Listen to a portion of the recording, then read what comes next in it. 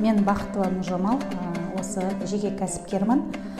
Осы 2007 жылы өзіміздің отбасылық шағын ғана ауыл шаруашылығымен айналыса бастадық.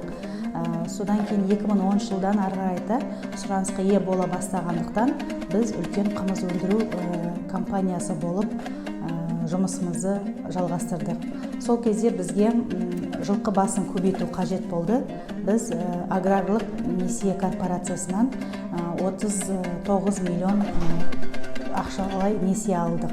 Соның арқасында 120 бас бие алып, міне қазір үлкен өндіріске қадам бастық.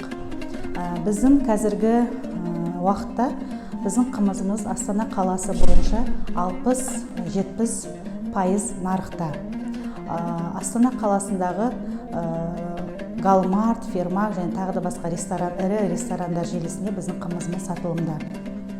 Енді бізде болашаққа деген жоспарларымыз өте көп. Оның бірі тағы да жылқы басын көбейту. Қысы жазы сіздер білесіздер, өзі қымыз деген мезгілмен жасалынатын нәрсе. Сол біз қысы жаз тоқтамай халыққа өзіміздің өнімімізді жеткізу мақсатында тағы жылқы басын көбейткіміз келеді. Болашақта сонымен қатар басқа да Қазақстан өңірлеріне қымыз жібергіміз келеді. Өйткені басқа өңірлерден, әсіресе батыс өңірден бізге деген сұраныс өте көп. Шетелдерге шыққымыз келеді. Айта кететін болсақ, былтыр біз Экспо 2020 Дубай қаласында 6 айлық экспо көрмеге қатыстық. Сол жерде біздің өніміміз барлық әлемдік туристерге ұсынылды. Нәтижесі жаман емес, және де сұранысқа иеміз.